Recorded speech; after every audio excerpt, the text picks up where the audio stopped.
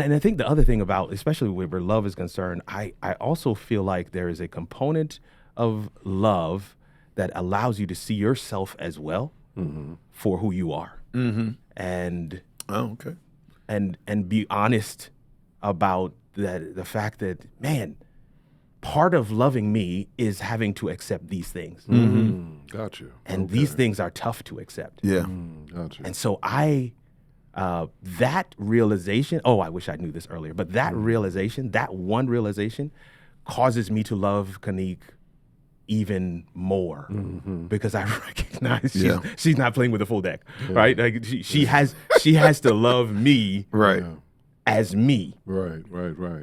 And that's a lot. Yeah. Like that's something I only know God to do.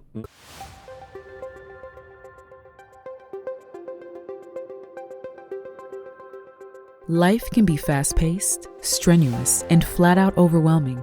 Life transitions and taboo topics can make it hard to catch your breath. Welcome to Breathe, a podcast that enables you to slow down, get your bearings, and engage in real conversations where no topic is off limits. Breathe is presented by Breath of Life, hosted by David Person and speaker-director Pastor Debleaire Snell. Welcome to Breathe. I'm David Person. It's good to be with you here. Once again, Pastor Snell. Hey, my brother. Pastor Nugent. Yes, indeed. Hey. Yes, indeed. And, All right. and we're knocking out now part two Part two. of what we are calling Hindsight 2020. Hindsight. Hindsight. He's 2020. Hindsight. Yeah, this is going to be a testimonial, confessional. Uh-oh. The real question is he going to go first? Is he going to go first? Now, I'm going to defer to the clergy, to the brethren. Okay, to the brethren. Okay, I see what you're doing I'll now. defer to you all. I see what you're doing and now. then I'll pick up the rear. So we're gonna hit these questions now. Okay. You know. Yeah, we set it up already. Yeah. So, If you knew then what you know now. If you right? only knew then only knew what you know now. My Lord. My. It's funny. It makes you think of that one quote that says, "Youth is wasted on the young." Yeah. Yeah. Oh my. Because it's just like the things you do, or if you could just kind of take your mind now and put it in that transport it. body, you know, you had the man. energy and the enthusiasm. It's so But, true. you It's know, so true. It's so true. You work with it. It's not the way God designed it for whatever reason. My goodness. So let's start with if you knew then, Pastor Snell, Pastor Nugent. Yeah. What you know now. Now, let me invite our audience, that are listening and that are watching, to also answer these. Yes. Yeah, for yeah. themselves. For yourself. Yes. For yourself. For Correct. yourself. Go ahead and answer these. All right, here we Yes. go. And if you're watching us in a form where you can put it in the chat, I guess they can do that. Right? Yeah, they Yeah, can put you it in the can. comment section. Yeah, Absolutely. please Yeah. join the They can put it in the conversation. comment Yeah, section. 'cause Absolutely. Y'all Help do, each other. We see Yeah. y'all do comment. Yeah. Oh, they do Y'all comment. We so- see the comments. Yes, yeah, we indeed. see the comments. So if you knew then what you know now, what would you do differently in love? In love. Yes. That's a good question. That is a truly, truly good question. Truly good question. So I can attest that my most important love decision, I made the right choice. I got the right one, the one that was assigned for me. But the one thing I would probably say, just I guess in love or marriage, I would have spent less time waiting for my partner to change and realize that my deliverance was not in them changing, but in me accepting certain things. Yeah. Beautiful. And it's funny because this is how we are. Yeah. I guess confession is good for the soul. I mean, it's kind of weird because you expect your partner to change at a rate that is faster than you yourself change. Ooh. You know, hold them to a different. Yeah. we hold them to a different standard. Yeah. Yep. Or we kind of can judge them by their actions, and we hold ourselves accountable to our intentions, kind of thing. But I think that, when you look at certain things, I just think my deliverance was in just accepting everything that came a part of the Gianna package, not just those things that brought delight and joy and humor and levity, but there are just certain things that compliment me and they also, were things that, in some ways taught me patience, and in some ways, and vice versa for her. And maybe even more so for her, But I just think there are just certain things where at the end of the day, I just think you do yourself a disservice saying, okay, man, it's going to get better.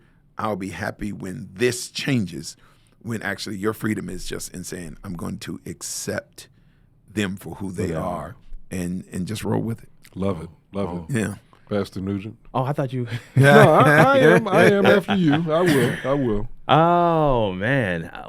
So I had a very incorrect definition of what love was, of what love is. Okay. I did not realize that. I did not realize that. I thought I'd bought into the commercialized, romanticized definition of love, that there's this feeling.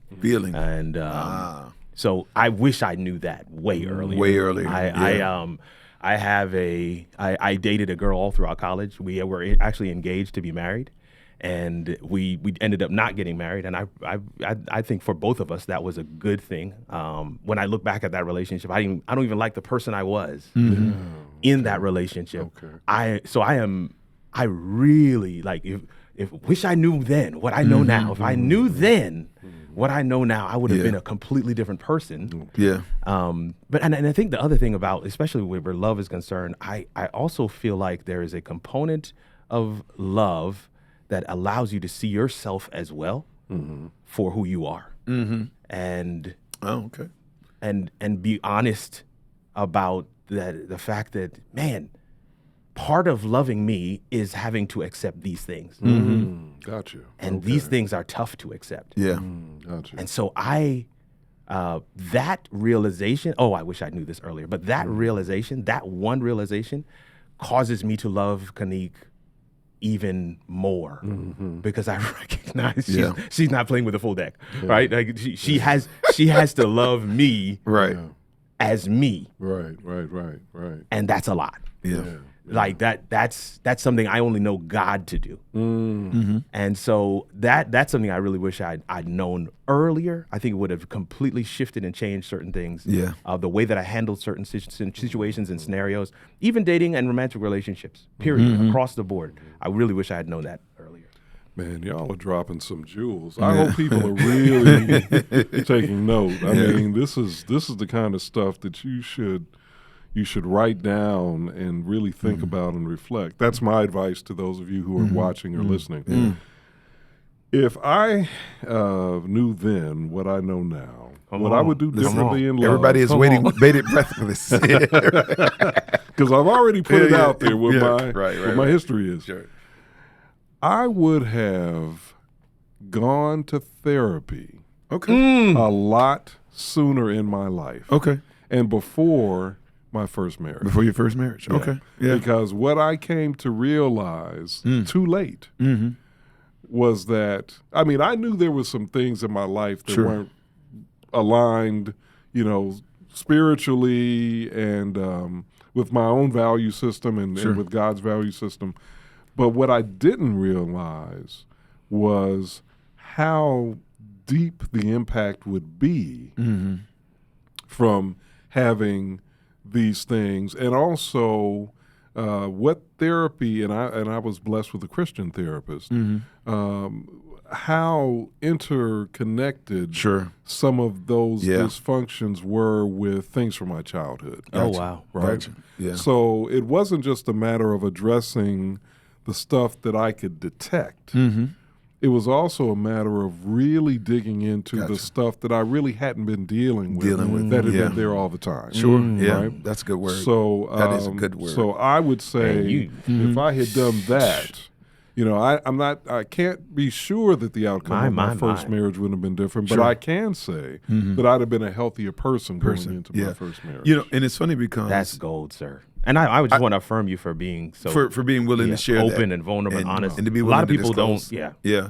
Because I think one of the ingredients that I don't think we oftentimes consider with marriage is we think we just got to have love, but a certain threshold of wholeness is required because all of us, we carry That's good. a certain amount of brokenness with us, but once it crosses a certain, I guess, threshold, maybe that's the wrong word, maybe it's adequate for this moment, it is going to create a weight for the relationship that many unions are not built or equipped to be able to handle. It shows up in ways that you could not anticipate. So that's a very powerful statement. Yeah. And I think that can be instructive for all of us, actually. Yeah, no. For all of us who are that's here. Good. Yeah.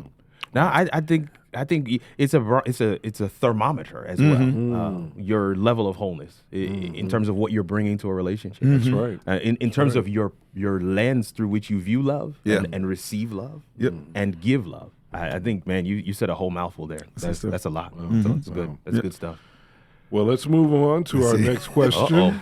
Man, this is loaded. I mean, that could have been one episode all by itself. This could be a whole series if I had known then what I know now. Yeah. Really? Yeah. Really? No, really. Yeah. That might be something to come. Maybe something to come back to. Something to revisit. Absolutely.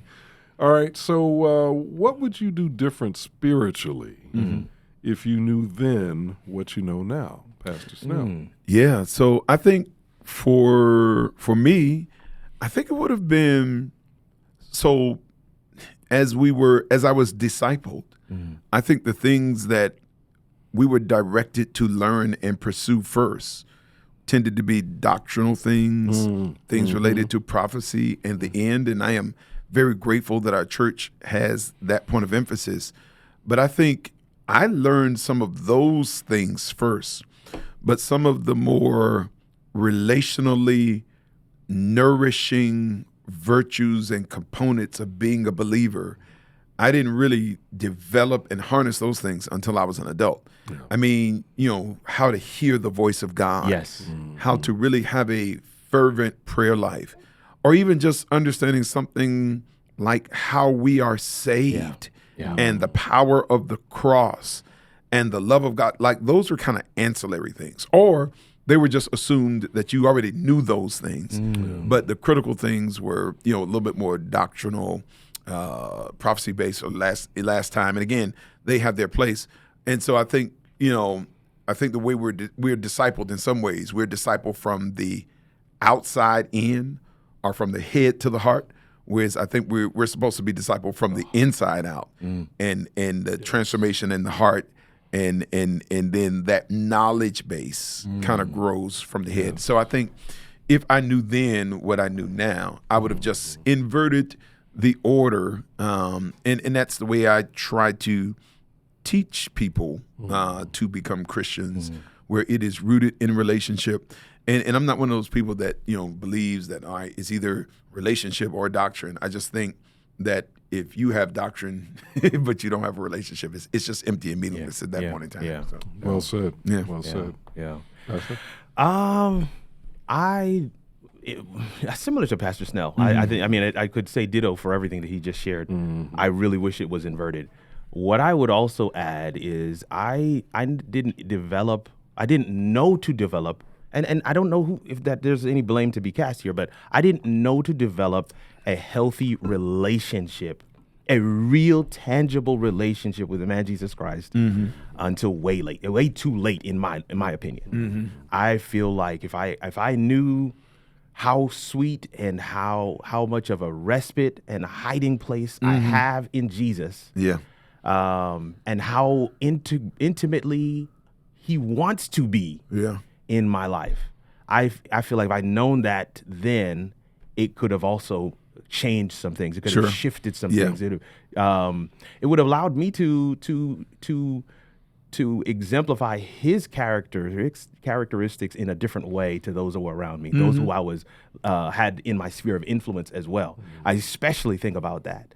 Those who were in my sphere of influence, and because I don't know. I don't have a reason for it, but because that was not one of the primary things I was pursuing, a real tangible relationship. You talk about hearing from God. Like, how does God speak to you? Sure. And then it may be different for somebody else, but you've got to figure out what's your normative behavior with God. And once you begin to start realizing, man, God wants to be in relationship with me. It does something. And I believe I realized that later. And if had I recognized that earlier, that would have been a game changer for me. So, yeah. Well said. I feel like we're all on almost the same continuum with this answer. Yeah. I have a very good friend. I'm going to even share his name, Mark Washington. Yeah, no, Mark. Yeah, good brother, man. The best. He was a big brother to me at Oakwood, one of my big brothers at Oakwood, and Mark used to tell me there was this book that I needed to read, and I just kind of brushed him off for whatever reason. I had some pride issues or whatever. Finally, one day, I picked up the book, What's So Amazing About Grace by Philip Yancey. Yeah. Reading that book and also reading The Jesus I Never Knew by Philip Yancey changed my life.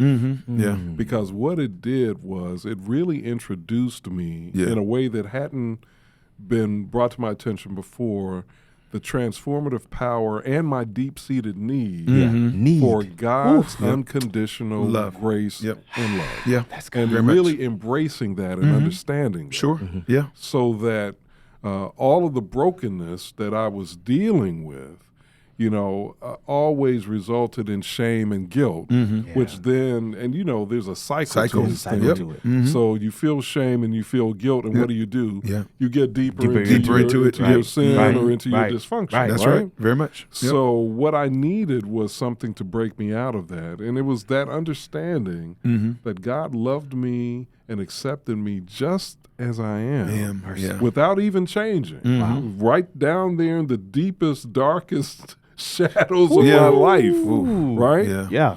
And when I really embraced that, that grace, that unmerited grace and favor, it changed my life. So I wish I had learned that a lot earlier in my Christian experience.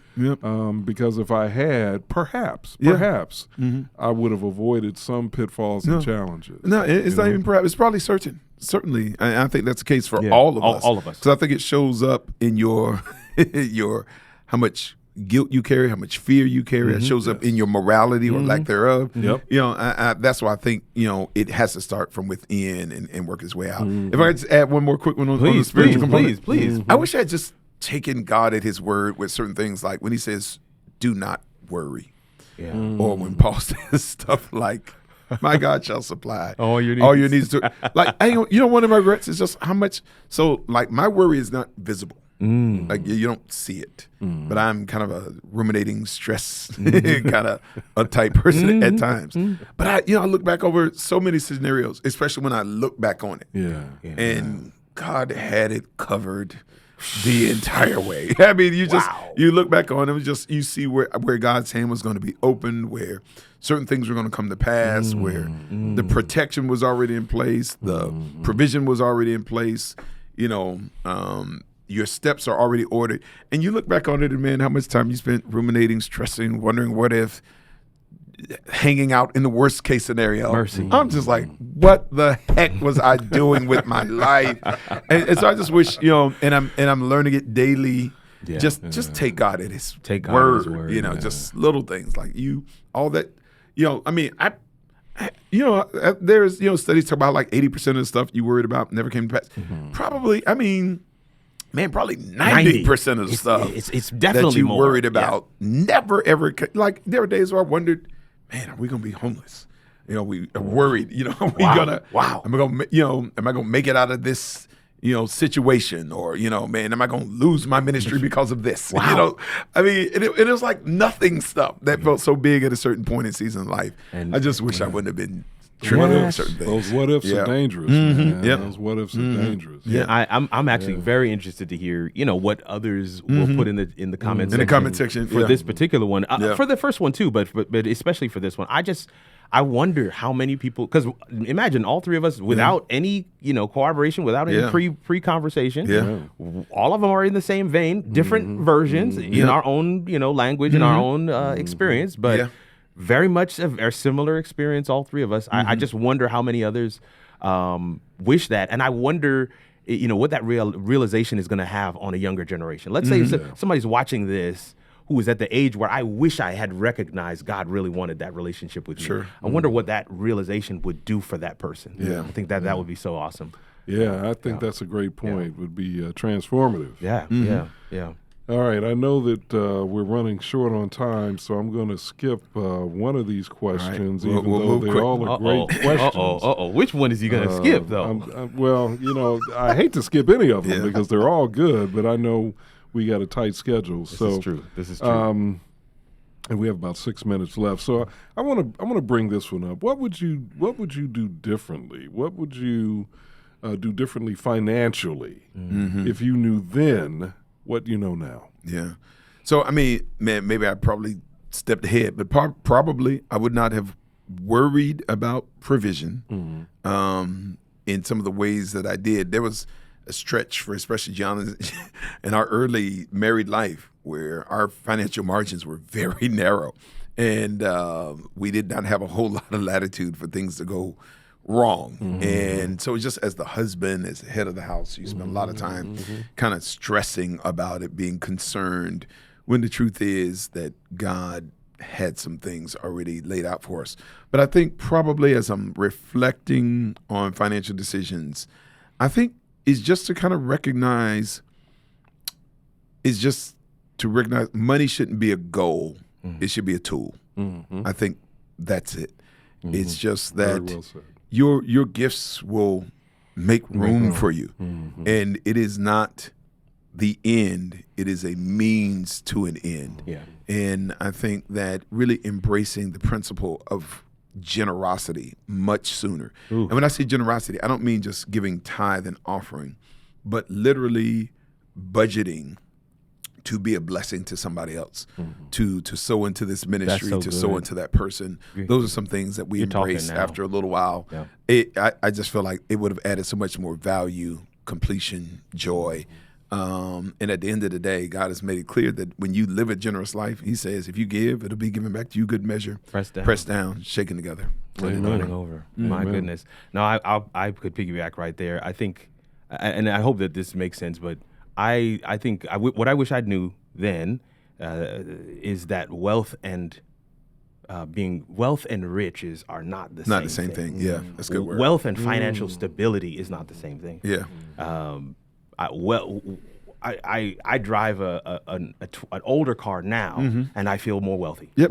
Yeah. And I did not I'm right there with you. recognize Yep. that. I didn't recognize that though that was one of the imbalances. I was chasing certain things, and that was causing me to live in a financially strapped state. Yeah. That wasn't necessary. Right.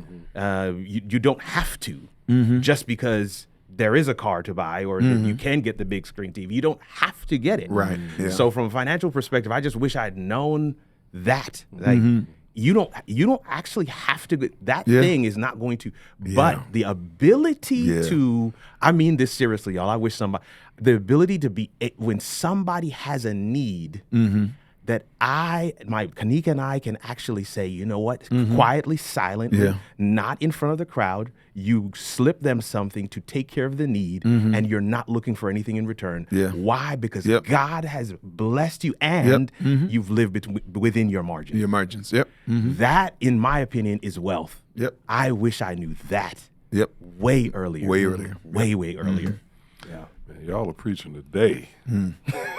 Y'all are preaching today. David, I know you come over with some heat. I know it already. It's real simple. I wish that I had truly been able to master the ability to be a saver. To save money. I've made I've had some years, due to the grace of God, I've had some years where I had an abundance of money coming in. Okay. And I look back at those years, and unfortunately, I have to say that I have to say, where did that money go? Where did it go? Yeah. That's it. Where did it go? Yeah. Yeah.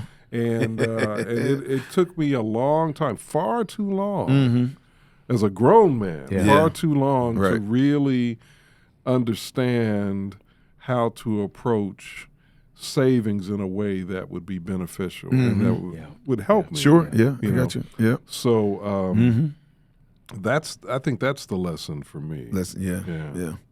I want to throw something in. Hopefully, I can say this very quickly. We went on mission assignment to South Africa. Yeah. And for those that are aware with the whole process that the Seventh-day Adventist Church in particular does when they send people on mission assignment, you have to get your finances in order. I mean, it's a whole process. Like that's not something that is talked about. And I'm gonna be honest with you. I didn't know that. I didn't either. Oh no! The shape that we're in now is because we went through that process. You have to get your finances together.